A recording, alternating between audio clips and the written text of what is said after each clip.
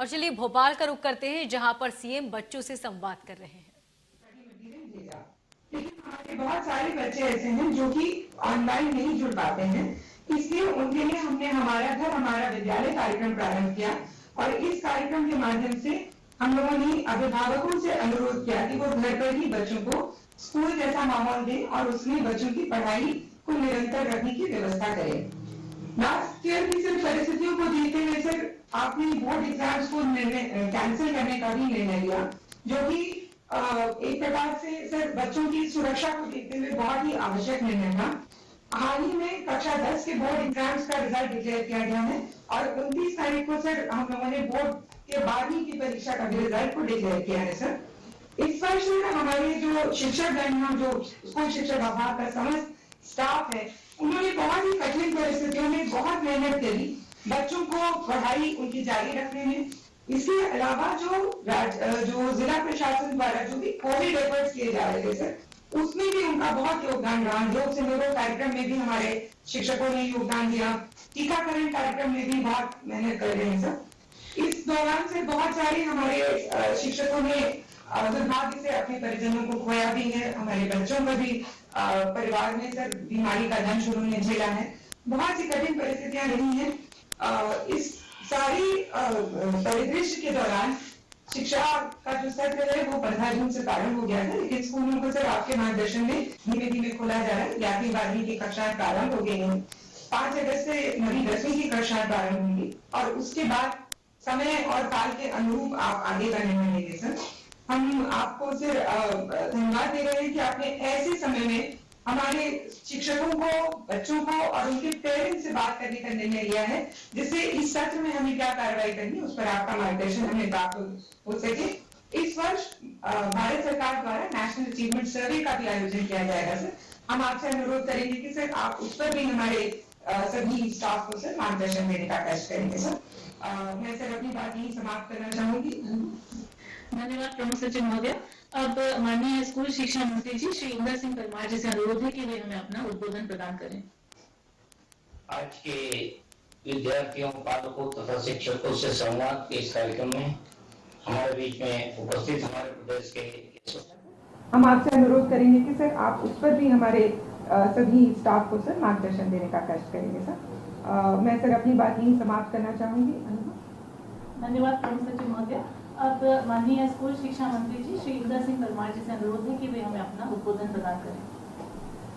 आज के विद्यार्थियों, पालकों तथा शिक्षकों से संवाद के इस कार्यक्रम में हमारे बीच में उपस्थित हमारे प्रदेश के यशस्वी मुख्यमंत्री आदरणीय शिवराज सिंह जी चौहान साहब, हमारे स्कूल शिक्षा विभाग के प्रमुख सचिव श्रीमती रश्मि अरुण समी जी, अन्य सभी अधिकारीगण, इस कार्यक्रम में जुड़े सभी अभिभावकगण, विद्यार्थियों और सभी शिक्षकों, बंधु भगिनी, आज हम सौभाग्यशाली है कि हमारे प्रदेश के यशस्वी मुख्यमंत्री जी ने यह संवाद का कार्यक्रम आयोजित किया है और जिसमें हम सब लोगों को, पूरे विभाग को भी, अभिभावकों को भी, शिक्षकों को भी और विद्यार्थियों को भी नए वर्ष की चुनौतियों को समझने में और उससे कैसे आगे बढ़ने में हम सब लोगों का मार्गदर्शन हमको मिलेगा।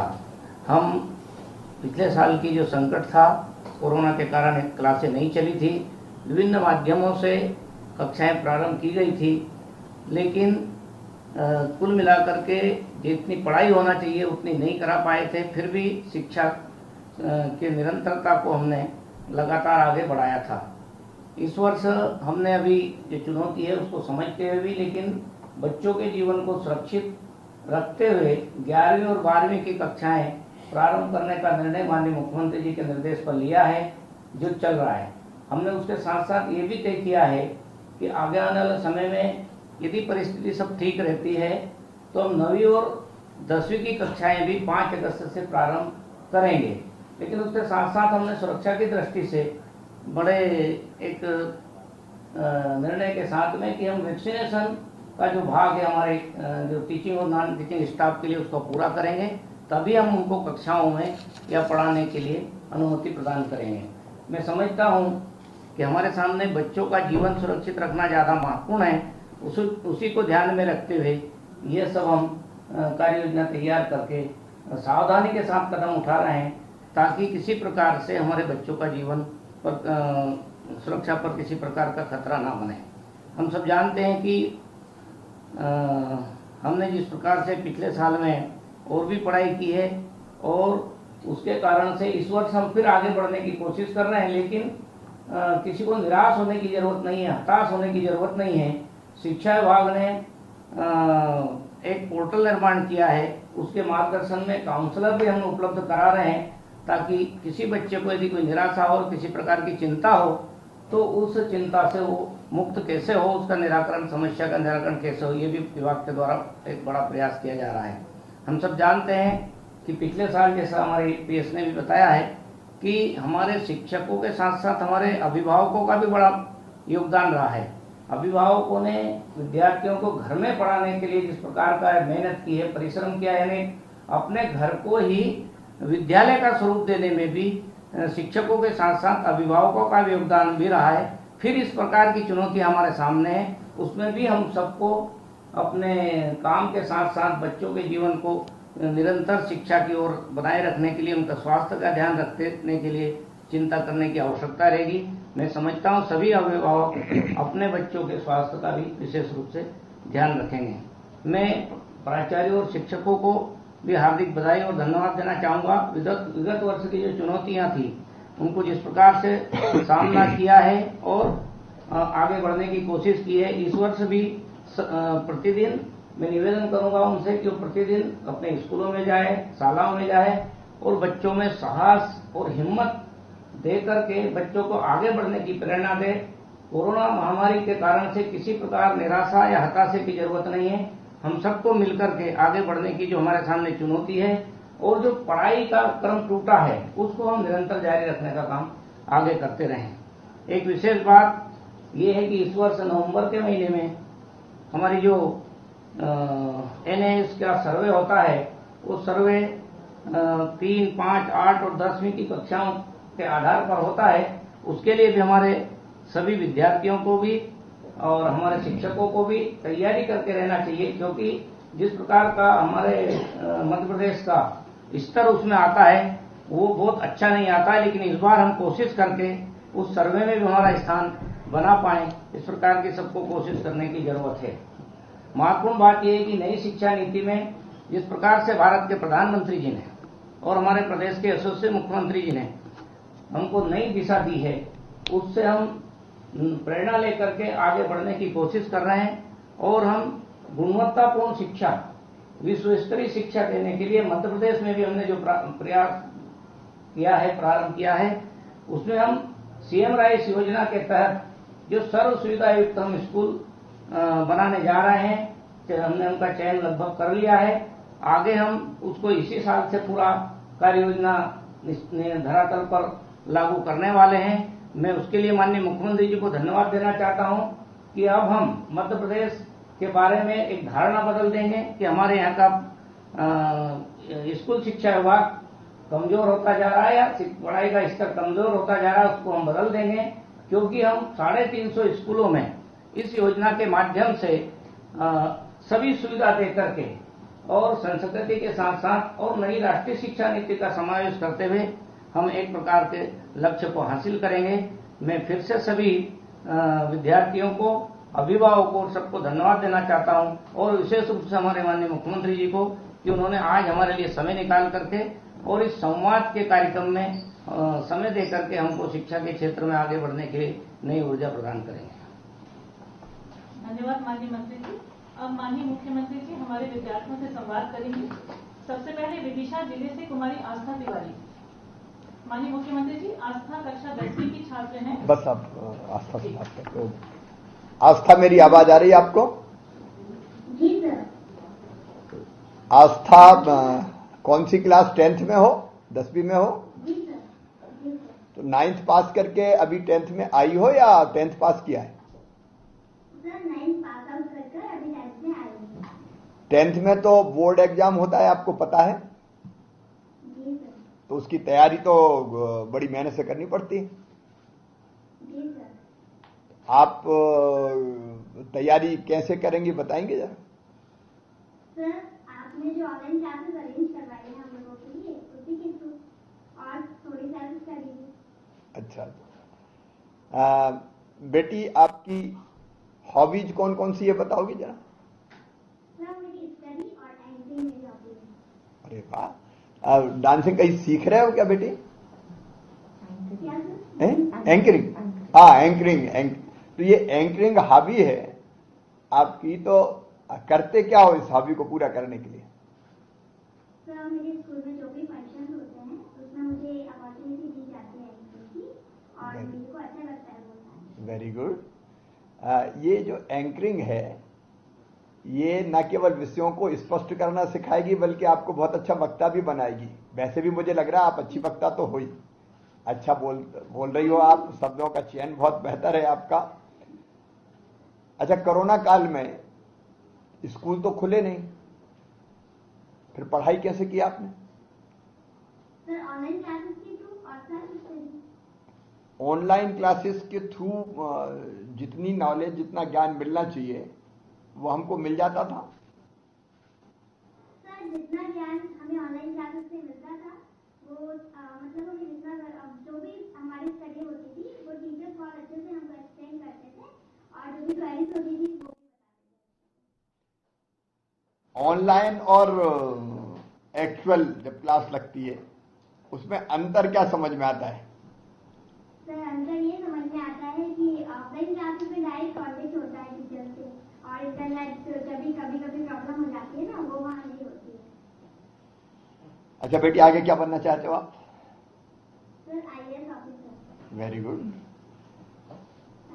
मुझे पूरा विश्वास है आपका आत्मविश्वास देख के कि आप भविष्य की IAS अफसर होंगी।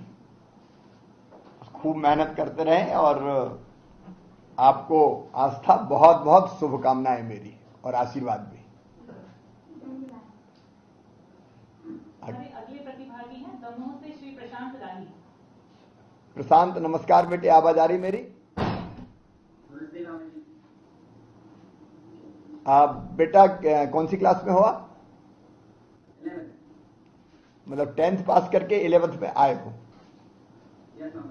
तो 10th में तो बोर्ड का एग्जाम होता है, कितने % आपके मार्क्स हैं? 94। Very good. अब ये 94% मार्क्स लाने के बाद आगे बनने का क्या इरादा है? इंजीनियर। अच्छा, इंजीनियर बनने का ख्याल क्यों आया? अच्छा, टेक्नोलॉजी में इंटरेस्ट है आपका। प्रॉपर दमोह के या दमोह में कहीं जिले में गांव के? अच्छा, पिताजी माताजी क्या करते हैं? पिताजी मजदूर हैं, तो माताजी गृहिणी। अच्छा, माताजी गृहिणी। बेटा मैं ये कहना चाहता हूं कि कई ऐसे बच्चे मैंने देखे हैं जो मेहनत कश परिवार में पैदा हुए, लेकिन मेहनत और परिश्रम करके बड़े बड़े पदों पर पहुंचे। अमेरिका के राष्ट्रपति लिंकन, वो भी ऐसे ही एक बच्चे थे जो मेहनत कश परिवार से आते थे। कोरोना में बेटा, कोरोना काल अभी चल रहा है, तो कोरोना में काम भी करना है, पढ़ना भी है और संक्रमित भी नहीं होना, तो उसके लिए क्या क्या सावधानी रखते हैं? सर सावधानी, सर मास्क लगा के रखते हैं, सर सोशल डिस्टेंसिंग का पालन करते हैं, सर सैनिटाइजेशन करते हैं। अच्छा, ये कोविड काल में पढ़ाई के अलावा आपने क्या किया, क्योंकि ज्यादातर तो घर में ही रहना पड़ा? सर पढ़ाई का, सर डांस सीखा है, सर घड़ी में डांस। अच्छा, डांस में इंटरेस्ट है आपको? सीखा कैसे लेकिन घर में? सिखाने वाला तो कोई होगा नहीं। सर कौन से सीखा है? सर यूट्यूब से। यूट्यूब से? Very good. तो यूट्यूब का आप इस्तेमाल करते हो? आपने बताया टेक्नोलॉजी में आपको वैसे रुचि है। बेटा मैं आपको इतना ही कहना चाहता हूं प्रशांत के, आपकी प्रगति और विकास में कोई भी बाधा ऐसी नहीं रहने दी जाएगी कि आपके मन में यह तकलीफ हो कि काश अगर मेरे पास ये होता, तुम लगातार पढ़ते रहो, मामा तुम्हारे साथ है, सरकार तुम्हारे साथ है, और बढ़ते रहो। बहुत बहुत शुभकामनाएं। हमारी अगली प्रतिभागी है कुमारी मान्या साहू जबलपुर से। मान्या मान्या बेटी नमस्ते। नमस्कार महोदय। कौन सी क्लास में हो बेटी अभी? महोदय कक्षा 11वीं की छात्रा हूँ। कक्षा 11वीं, मतलब 10th पास किया है अभी आपने? जी। कितने % मार्क्स थे आपके? 96.7%। Very good. 96.7 मतलब लगभग 98% के आसपास पहुंच गया। जी। ये कैसे कर पाई? महोदय ऑनलाइन पढ़ाई में घर का, टीचर्स का, परिवारजनों का और स्कूल का पूरा सपोर्ट रहा और खुद से परिश्रम किया तो ये हासिल कर पाए। परिवार का भी पूरा सहयोग मिला? बिल्कुल पूरा। क्या करते हैं माताजी पिताजी? पिताजी कृषक हैं और माताजी गृहिणी हैं। तो कृषक आप प्रॉपर जबलपुर में खेती है या आसपास से कहीं? नहीं, बिल्कुल प्रॉपर जबलपुर में। प्रॉपर जबलपुर में खेती है। आपको खेती में इंटरेस्ट है कि बिल्कुल नहीं? है, बिल्कुल नहीं है ऐसा तो नहीं है, लेकिन है थोड़ा बहुत। बेटी खेती अगर होती है तो लोगों को खाने मिलता है। हम जो सब्जी, फल और अन्न खाते हैं वो खेती के कारण ही खाते हैं। तो परिश्रम करके वो कैरियर भी बना सकते हैं और अपना नाम ऊंचा कर सकते हैं। मान्या बेटी को एरोस्पेस में जो उनकी दिलचस्पी है, रुचि है, उसके लिए बधाई देता हूं। ये एक बात और आप सबको बताओ, क्योंकि कई लोग जुड़े हुए हैं हमसे, बच्चे भी जुड़े हुए हैं। ये आप जो 96.7% मार्क्स लाने के लिए आपने ये बताया कि माता पिता सबका सहयोग मिला, लेकिन आपने परिश्रम किया, मतलब कैसे किया? कितने घंटे आप पढ़ते थे? कितने बजे उठते थे? कितने बजे सोते थे?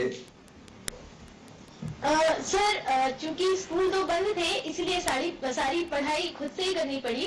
तो हमने बायजूस की मदद ली थी। बायजूस जो स्कूल के बाद ट्यूशन प्रोग्राम है उसकी मदद ली थी और उसके थ्रू जो कॉन्सेप्ट क्लियर कभी कभी नहीं हो पाते थे वो बायजूस ने पूरे क्लियर किए।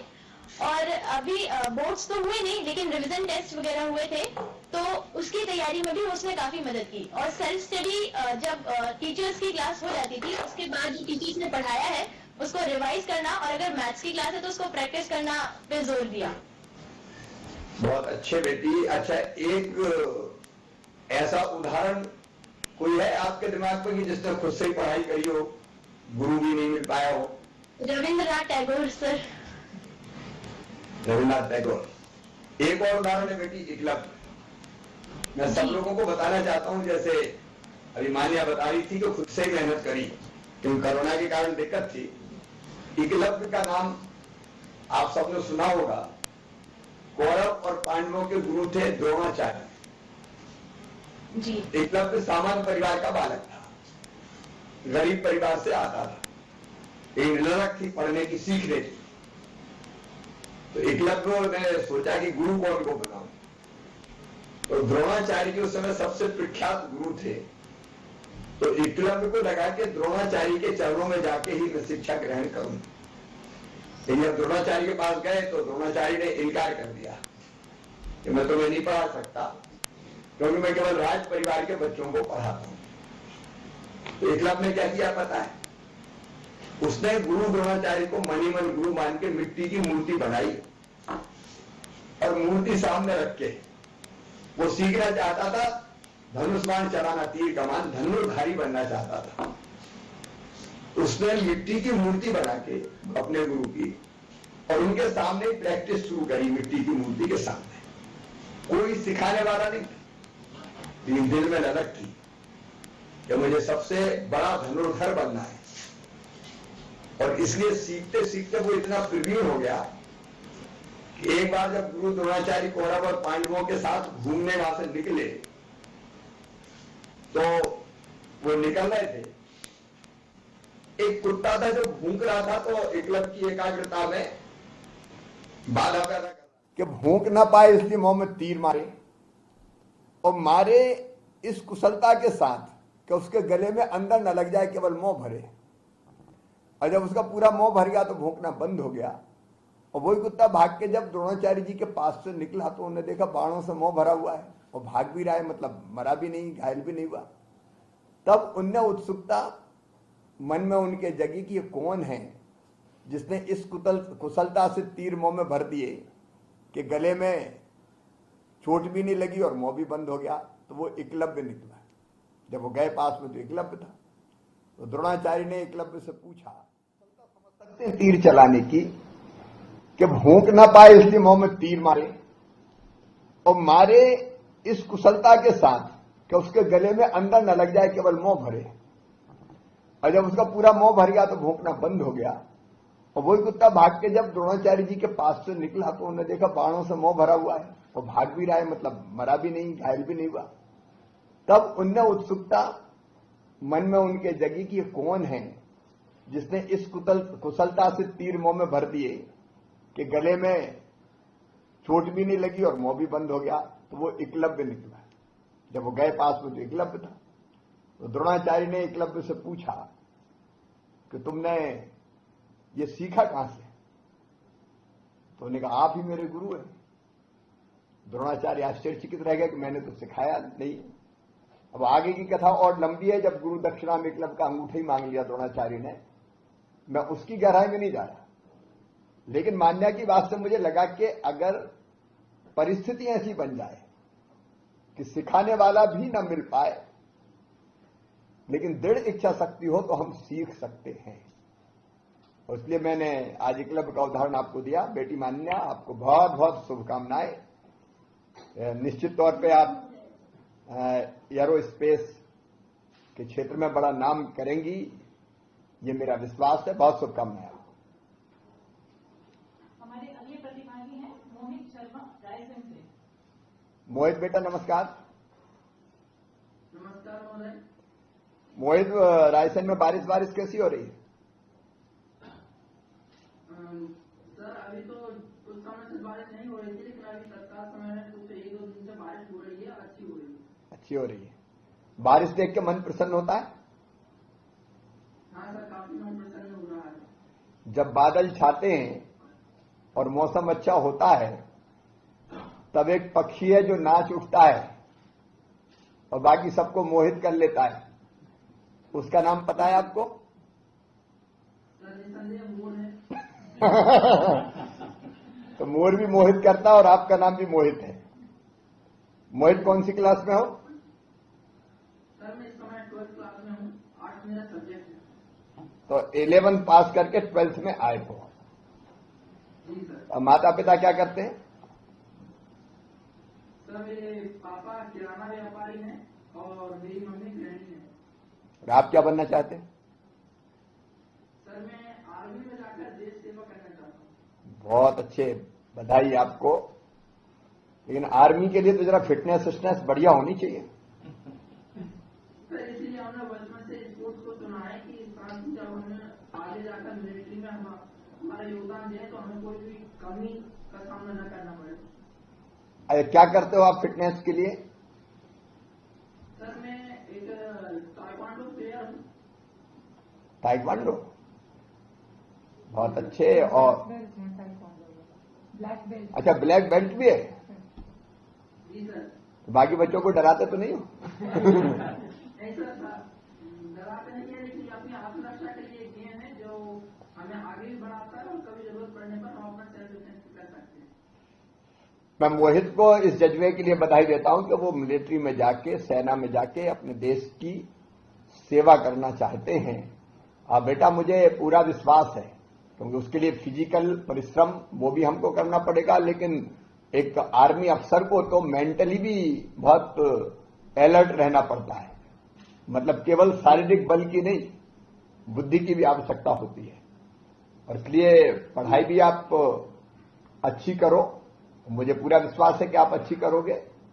और ये प्रैक्टिस भी, वैसे मोहित के समान में बाकी सबसे भी कहूंगा कि फिटनेस बहुत जरूरी है। जब मैं बोलूंगा तब भी उसके बारे में कुछ बताऊंगा। शरीर को स्वस्थ रखना बहुत जरूरी है। मोहित, आपको बहुत शुभकामनाएं हैं। आप निश्चित तौर पर देश की सेवा करेंगे, मेरा ये विश्वास है। आपको बहुत बहुत बधाई। माननीय मुख्यमंत्री जी, हमारी अंतिम प्रतिभागी कुमारी श्रुति गुप्ता हैं भोपाल से। ये कला से शिक्षा को समृद्ध करने के उद्देश्य से स्कूल शिक्षा विभाग द्वारा 2 वर्षों से आयोजित अनुभव सांस्कृतिक और थिएटर कार्यक्रमों में लगातार 2 साल उद्घोषणा का कार्य इन्होंने किया है। ये बहुत ही प्रतिभावान है, पेंटिंग भी करती हैं और 12वीं की परीक्षा इन्होंने कॉमर्स संकाय से 97% अंक से उत्तीर्ण की है। श्रुति बेटी नमस्ते। जय हिंद मामा जी। जय हिंद बेटी। ये तो बुलंद आवाज में आपने जय हिंद बोला तो मुझे पूरा विश्वास है आप देश की सेवा भी करेंगे। 12वीं में 12th में आप कितने % मार्क्स लेके आए? 97.4। Very good. 97.4, 1.6 ही बच पाए, नहीं 2.6। बहुत अच्छे बेटे, बहुत बधाई आपको। आगे क्या बनने का इरादा है? Chartered accountant. देखिए ये भी बहुत अच्छा क्षेत्र है चार्टर्ड अकाउंटेंट। इस समय प्रधानमंत्री श्रीमान नरेंद्र मोदी जी के नेतृत्व में कई तरह की आर्थिक गतिविधियां देश में शुरू हो रही है। बिजनेस, व्यापार, उद्योग ये बढ़ाने की जरूरत है और इसके लिए चार्टर्ड अकाउंटेंट भी बहुत जरूरी है। क्योंकि कोई इंडस्ट्री खोलता है, उद्योग लगाता है, व्यापार बिजनेस करता है तो सीए के बिना नहीं कर सकता। आपने बहुत अच्छे विषय का चयन किया है। बाकी अभी मैडम बता रही थी कि आप पेंटिंग में भी आपकी रुचि है। Yes sir. ये रुचि कैसे जगी बेटी पेंटिंग में? सर ज्यादा कोई सपोर्ट नहीं था बट फिर भी नॉर्मल जो चीजें देखते थे उनको बनाने का और अपनी ड्राइंग फील्ड में संभालने का इतना ज्यादा जोश था कि बस अपने से ही जो है यूट्यूब से पेंटिंग सीख ली या फिर ऑयल पेस्टल की ड्राइंग सीख ली, ऐसे करते सीखा। क्या क्या बनाया पेंटिंग में आपने? सर मैं यूजुअली जो मार्वल कैरेक्टर्स होते हैं जो कि मार्वल एवेंजर्स के होते हैं like doctor strange, iron man, उसको बनाया है मैंने और ऑयल पेस्टल में शेडिंग वाली ड्राइंग सीखी है मैंने। वेरी गुड बेटी, तुम्हारा आत्मविश्वास गजब का है और आगे आगे सीए बनना है। लेकिन मम्मी पापा क्या करते हैं? सर मेरे पापा की चाय की होटल है और मेरी मम्मी हाउसवाइफ है। बेटी आप अपने प्रधानमंत्री जी आपको पता है वो भी चाय वाले के घर जन्म लिया और तुमने भी, पिताजी की भी होटल है। मैं इतना ही कह सकता हूं आप बहुत प्रतिभाशाली है और आपने जो सोचा है सीए बन के भी आप देश की सेवा करेंगी। अपना ये आत्मविश्वास बनाए रखना और खूब आगे बढ़ना। मेरी तरफ से बहुत बहुत शुभकामनाएं और आशीर्वाद। लेकिन सीए बन के भी पेंटिंग मत छोड़ना। यस सर बिल्कुल। हाँ, क्योंकि पेंटिंग सचमुच में अद्भुत, ये अपने अंदर की जो कला है, अपने अंदर जो प्रतिभा है, उस प्रतिभा का प्रकटीकरण विभिन्न रूपों में होता है और उसका एक रूप है पेंटिंग। तो पेंटिंग में भी लगातार आगे बढ़ते रहना। मेरी बहुत बहुत शुभकामनाएं आपको। माननीय मुख्यमंत्री जी से अनुरोध है कि वे हमें अपने आशीर्वचन प्रदान करें। हमारे शिक्षा मंत्री आदरणीय श्री इंदर सिंह परमार जी, शिक्षा विभाग की प्रमुख सचिव रश्मि जी, बाकी सभी अधिकारी साथीगण और पूरे प्रदेश में वर्चुअली अपने घरों में भी और मेरे सामने बैठे भी सुन रहे हमारे सभी गुरुजन, विद्यालय परिवार के सभी सदस्यगण, मेरी लाडली भांजियों, प्यारे भांजियों, बहुत दिन बाद आज मौका मिला। मेरी जिंदगी का सबसे सुंदर पल और सबसे खुशी का क्षण अगर कोई होता है तो अपने बच्चों से मिलना होता है, भांजे भांजियों से मिलना होता है। खेलते कूदते बच्चे, हंसते मुस्कुराते बच्चे, अलग अलग एक्टिविटीज करते बच्चे, यहां तक कि शरारत करते हुए बच्चे सचमुच में मन मोह लेते हैं। अभी भी कहीं से गुजरता हूं तो छोटे छोटे बेटी बेटा हाथ हिला के कहते बाय मामा, तो सारी थकान दूर हो जाती है। अद्भुत है बचपन। एक गीत मुझे बहुत अच्छा लगता है, जो आज नहीं बहुत पहले, वर्षों पहले एक फिल्म में गाया गया था। बच्चे मन के सच्चे, सारे जग के राज दुलारे, ये वो नन्हे फूल हैं जो भगवान को लगते प्यारे। लेकिन आज मैं शुरू करूंगा एक ऐसे बच्चे की कहानी से, जिसने 13 अप्रैल 1919 को अमृतसर के जलियांवाला बाग, आपने पढ़ा होगा जलियांवाला बाग का वो कांड, देश परतंत्र था, अंग्रेजों का शासन था, अंग्रेजों के काले कानून के खिलाफ जलियांवाला बाग के मैदान में देशभक्तों की बड़ी सभा का आयोजन हुआ। सभा शांतिपूर्ण चल रही थी, तभी अचानक जनरल ओडायर वो वहां पहुंचे और पुलिस के साथ पहुंचे, और बिना किसी पूर्व चेतावनी के देशभक्तों की सभा पर सीधे निशाना लगा के गोलियां बरसा दी गई। कोहराम मच गया। बचने के लिए लोग इधर उधर, लोगों ने दौड़ने की कोशिश भी की। पास में कुआं था, उसमें कई लोग गिर गए, कुआं लाशों से पट गया, जलियांवाला बाग खून से लाल हो गया, भारतीयों के खून से, देशभक्तों के खून से। उस समय एक छोटा सा बालक भी वहां उपस्थित था, और उस बच्चे ने खून से सनी उस माटी को उठा के ये कसम खाई थी कि जनरल ओडायर, तेरी गोलियों ने देशभक्त भारतीयों के रक्त से ये मिट्टी रंगी है, इस मिट्टी की सौगंध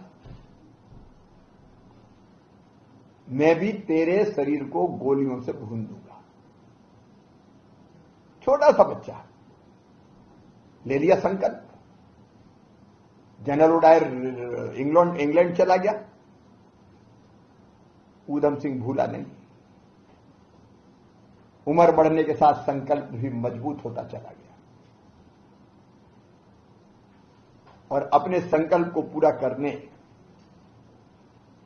ऊधम सिंह भी इंग्लैंड पहुंच गया। अब उस विस्तार में नहीं जा रहा मैं कैसे पहुंचा। अत्यंत कठिनाइयों से अपने वो दिन बिताए, कई तरह के काम मेहनत की, और वो मौके की ताक में लगे रहे। जनरल ओडायर कहां से आता है, कहां जाता है, कहां से निकलता है, पिस्तौल का इंतजाम किया, और एक दिन जैसी मौका मिला, सारी गोलियां जनरल ओडायर के सीने में उतार दी, और जलियांवाला बाग का बदला लेके इंग्लैंड की धरती पर ही फांसी के फंदे पे चढ़ गए ऊधम सिंह। आज उनकी पुण्यतिथि है, मैं उनको प्रणाम करता हूं। मुझे लगा कि उनकी पुण्यतिथि है तो उनके बारे में आप जानते होंगे, लेकिन मुझे आज बताना चाहिए। ये जो आजादी हमको मिली है, अंग्रेजों ने चांदी की तस्तरी में रख के नहीं दी। हजारों शहीदों ने, क्रांतिकारियों ने अपने गर्म गाढ़े और लाल रक्त से भारत भूमि को रंगा, पवित्र किया, अपना जीवन दिया, तब जाके हमें ये आजादी मिली है। कुछ समय बाद, पिछले अगले साल आजादी की 75वीं वर्षगांठ आएगी। हम ये न भूलें कि उनकी त्याग, तपस्या और बलिदान के साथ ही आजादी मिली है। आज मुंशी प्रेमचंद जी का भी जन्मदिन है, हिंदी के सबसे बड़े कहानीकार। मैं उनको भी प्रणाम करता हूं। बेटा बेटियों, मैं रोज क्या करता हूं, सीएम हाउस में महापुरुषों के चित्रों पे जिनकी जन्मदिन और पुण्यतिथि होती है, मैं पुष्प अर्पित करता हूं, ताकि उनसे मैं स्वयं भी प्रेरणा प्राप्त कर सकूं। 2 काम मैं लगातार करता हूं, एक महापुरुषों का स्मरण और दूसरे रोज एक पेड़ लगाना। पेड़ लगाना मतलब ऑक्सीजन प्लांट लगाना। ये रोज कोई काम करना एक तपस्या होती है, ये मैंने तय किया है। जब व्यस्तता कितनी भी हो, शिवराज पेड़ तो लगाना ही है, क्योंकि पेड़ केवल अपने लिए नहीं, आने वाली पीढ़ियों के लिए बेहतर धरती छोड़ के जाए, इसके लिए भी है। मेरे प्रिय बच्चों, बचपन का समय हमारी जिंदगी का सबसे महत्वपूर्ण समय होता है। आज जब मैं तुम्हारे साथ होता हूं, अपना बचपन भी याद आ जाता है। एक गाना और आया है मुझे फिर आज वो जालिम, गुजरा जमाना बचपन का, खेतों में दौड़ना, नर्मदा जी में कूदना, घंटों स्नान करना, दोस्तों के साथ खेलना, मित्रों की सूरत याद आ जाती है। कई पुरानी घटनाएं याद आ जाती है। लेकिन बचपन इसलिए और महत्वपूर्ण है कि बचपन में ही बड़े होके हम क्या बनेंगे इसकी नींव पक्की हो जाती है। और इसलिए मैं आज आपसे यह आग्रह कर रहा हूं, यह समय जरूर कष्ट का है, संकट का है, कोरोना काल अभी चल रहा है, और इसलिए मेरे कई बच्चों ने आज बताया, 5 बच्चों से मैंने बात की, कोरोना काल में भी उनकी गतिविधियां थमी नहीं, वो कुछ ना कुछ बेहतर करने के प्रयास करते रहे। मैं कोरोना काल के कारण, क्योंकि अभिभावक भी आज मुझसे जुड़े हैं और अध्यापक मित्र भी जुड़े हैं, शिक्षक गुरुजन जुड़े हैं, मैं गुरुजनों को प्रणाम करता हूं, क्योंकि गुरु तो गुरु होते हैं। गुरु से बड़ा पद कोई हो नहीं सकता।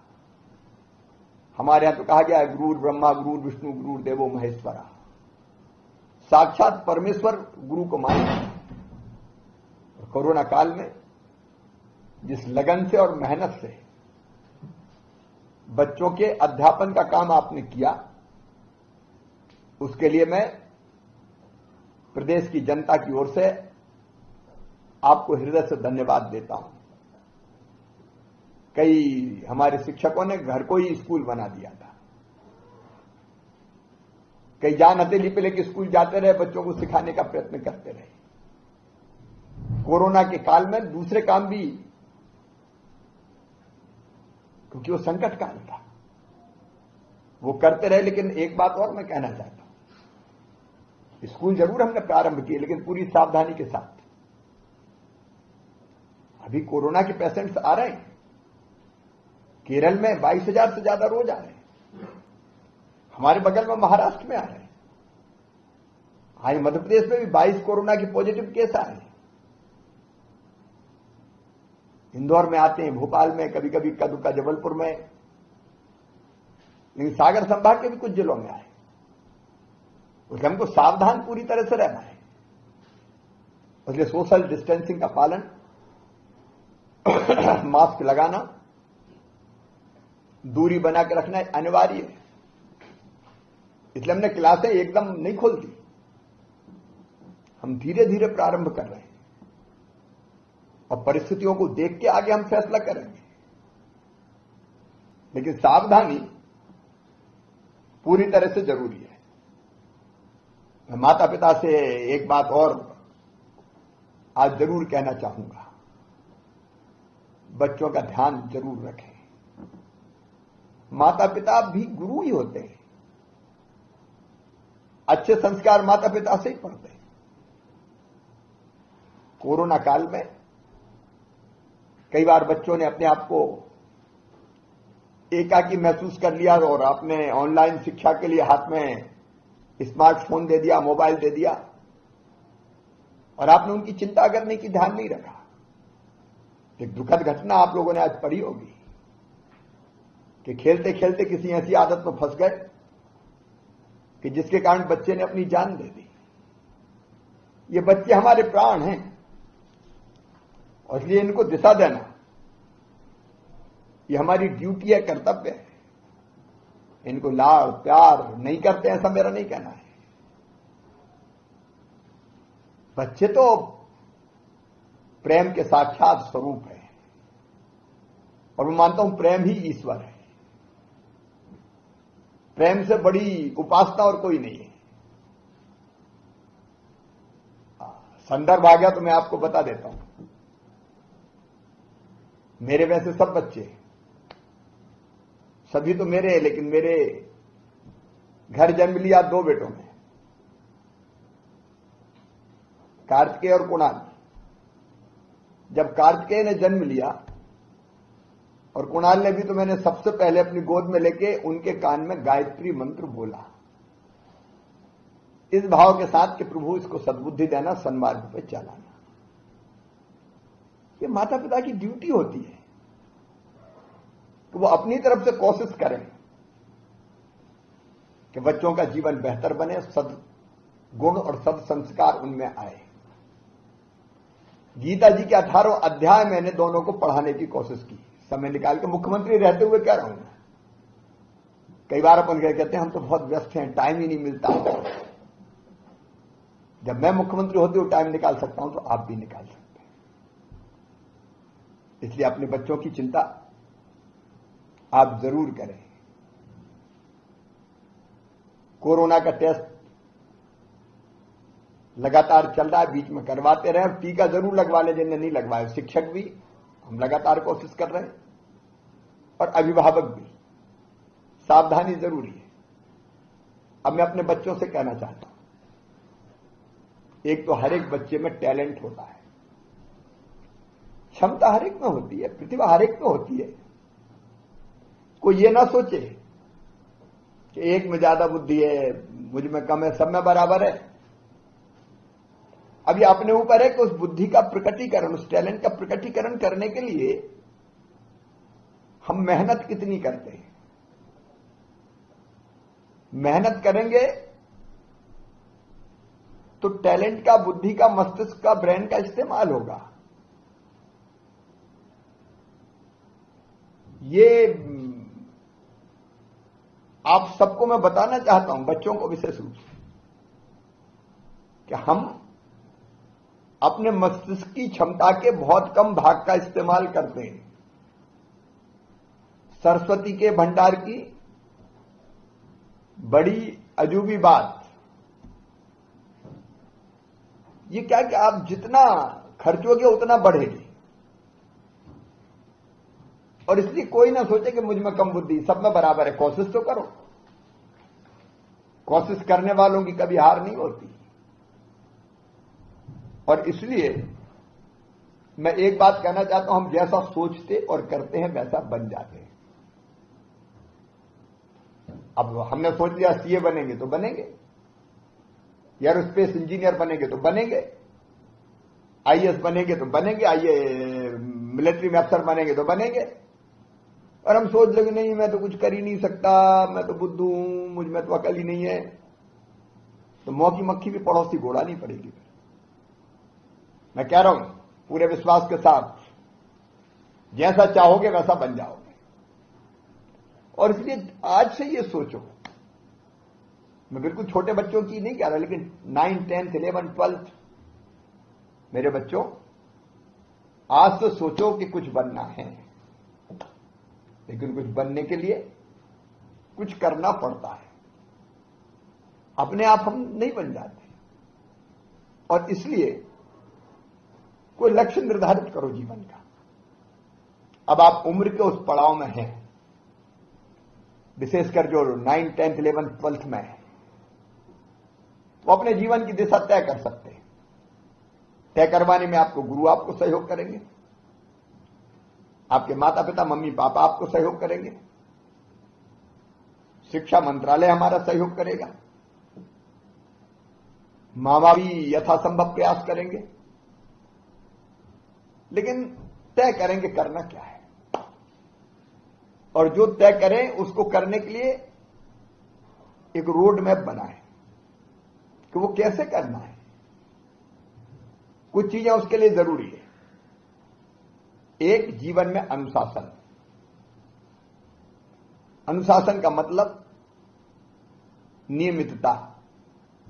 कितने बजे उठेंगे, कितने बजे सोएंगे, क्या खाएंगे, क्या पिएंगे,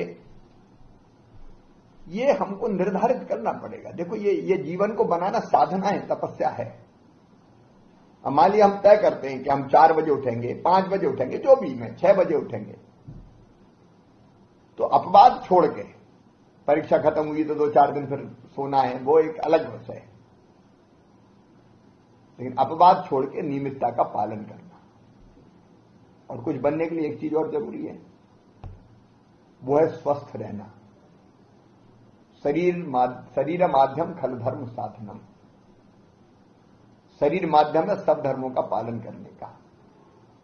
नायम आत्मा बलहीनेन लभ्या, मतलब जिसके शरीर में ताकत ही नहीं है वो फिर कुछ नहीं कर सकता। पहला सुख निरोगी काया, तो शरीर तो स्वस्थ रहना चाहिए, इसलिए जरूरी है व्यायाम, खेलकूद। केवल पढ़ाई नहीं, खेल बहुत महत्वपूर्ण है। मैं आज पालकों से, माता पिताओं से कहना चाहता हूं, डंडा लेके हमेशा बस पढ़ बैठ वही मत किया करो। बच्चों को खेलने कूदने का भी समय दो, और नहीं तो स्कूल से आए फिर और कहीं कोचिंग में बिठा दिया, और फिर समय ऐसा हो गया कि टीवी खोल लिया या स्मार्टफोन पे या मोबाइल फोन पे शुरू हो गए, तो शारीरिक मेहनत कम होती तो शरीर स्वस्थ नहीं रहता। खेलना कूदना, नियमित व्यायाम, सूर्य नमस्कार कर सकते हो, कुछ योगासन कर सकते हो। और मेरे बच्चों, प्राणायाम भी एक अचूक अस्त्र है शरीर को स्वस्थ रखने का। इसलिए हम लोग योग सिखाने की भी स्कूलों में कोशिश करते हैं, और योग की प्रतिष्ठा पूरी दुनिया में है। मैं भी कोशिश करता हूं नियमित रूप से। तीसरी चीज और ध्यान रखना, बिल्कुल पर्सनल बात कर रहा हूं, दिल से कर रहा हूं, खाने पीने का ध्यान। क्या खाना चाहिए और क्या नहीं खाना चाहिए। कभी कभार कुछ खा सकते हैं, कचौड़ी, समोसे, पकोड़े उड़ा सकते हैं कभी कभार, लेकिन हमेशा नहीं। हम भी जब जाते थे, स्कूल के पास ठेला लगा रहता था, उसमें कबीट आते थे, इमली, चोइया। आज तो चोइया भूल ही गए होंगे, खट्टे खट्टे लगते थे, खाते थे तो मजा आता था। बेर खाते थे, बेर, उबले हुए बेर भी। तो फल खाना अच्छी आदत है। और कभी कभी हम भी कचौड़ी, समोसा, पकोड़े, आजकल कचौड़ी समोसा का प्रचलन कम हो गया, आजकल तो पिज्जा, बर्गर, जंक फूड। अब ये खाते समय थोड़ा अच्छा लग सकते हैं, लेकिन ये स्वस्थ शरीर के लिए नहीं है। एक आध बार सप्ताह में खा लिया कोई बात नहीं, लेकिन रोज तो वही खाना चाहिए जो शरीर के लिए हितकारी हो। भोजन के बारे में 3 सूत्र है, हितभुक, मितभुक, ऋतभुक। अपने ऋषियों ने कहा है। हितभुक मतलब जो शरीर के लिए हितकारी हो वो खाओ। फल चाहिए, सब्जी चाहिए, प्रोटीन चाहिए। प्रोटीन के लिए पनीर खा सकते हैं, दूध पी सकते हैं, दही खा सकते हैं, जो शरीर के लिए हितकारी हो। हम अंकुरित अनाज खा सकते हैं। मूंगफली जैसी चीजों में भी पर्याप्त मात्रा में पोषक तत्व होते हैं, जो शरीर के लिए हितकारी हो वो खाएं। मितभुक का मतलब भूख से थोड़ा कम खाएं, जितनी भूख लगी नहीं तो एकदम गले तक भर लिया, बिल्कुल उसकी जरूरत नहीं है। और ऋतभुक का मतलब ऋतु में जो फल या जो चीज होती है, चाहे वो कोई जरूरी नहीं कि महंगी खाएं। अमरूद के सीजन में अमरूद खाएं, आम के सीजन में आम खाएं। मैं भोजन पर लंबी बात नहीं करूंगा, लेकिन हम कैसा खाएं ये भी जरूरी है। समय पर पढ़ाई के समय खेल, के समय खेल, और पढ़ाई के समय पढ़ाई। और पढ़ाई का मूल है कंसंट्रेशन। आपने किताब खोली और दिमाग कहीं और प्लेग्राउंड में है तो आप नहीं पढ़ सकते ढंग से, आपके दिमाग में आधी बात आएगी नहीं।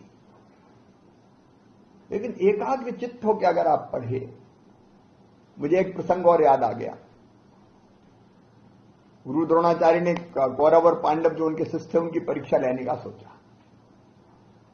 आपने भी बचपन में पढ़ी होगी, सच पाठ्य पुस्तक में अब है कि नहीं, लेकिन मैं जब पढ़ता था तो वो थी कहानी। उनको तीर चलाने की परीक्षा लेनी थी, धनुष बाण।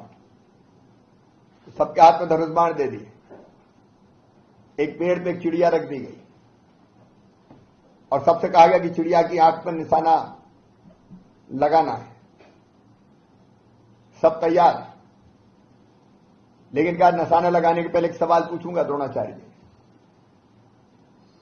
तो कौरव पांडवों ने कहा कि पूछिए। उन्हें पूछा, बताओ सामने चिड़िया बैठी है और पेड़ पे बैठी है, तुम्हें क्या क्या दिखाई दे रहा है? तो दुर्योधन हो, दुशासन हो, भीम हो, बाकी लोग हो, सब लोगों ने कहा गुरुजी सब दिख रहा है, आंखें खराब थोड़ी है, पेड़ है, पेड़ की शाखाएं हैं, पत्ते हैं, फूल हैं, उस पर चिड़िया बैठी हुई है, चिड़िया बैठी हुई है। एक एक से पूछते गए और रिजेक्ट करते गए। अर्जुन से उन्होंने पूछा, अर्जुन तुम्हें क्या दिखाई दे रहा है? तो अर्जुन ने कहा, मुझे कुछ दिखाई नहीं दे रहा, मुझे केवल चिड़िया की आंख दिखाई दे रही है। गुरुजी ने फिर पूछा कि पत्ते दिख रहा है? बोले नहीं। डाली दिख रही है? बोले नहीं। फूल दिख रहा है? बोले नहीं। मुझे केवल चिड़िया की आंख दिखाई दे रही है। और सबसे सटीक निशाना चिड़िया की आंख पर लगाया अर्जुन ने। इसका मतलब क्या है?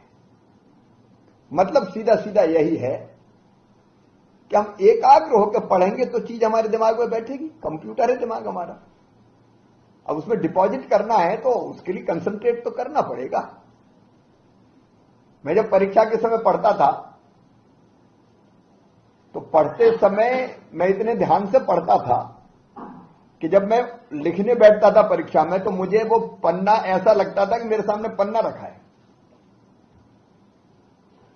पन्ने पे नंबरिंग भी है तो नंबर कौन सा वो याद रहता था। क्योंकि कंसंट्रेट अगर हमने कर लिया तो दिमाग में बात बैठ जाती है। तो ये एकाग्र चित्तता जरूरी है। फिर जैसा कहें वैसा करना ये अपने चरित्र को गढ़ता है। द्रोणाचार्य जी ने एक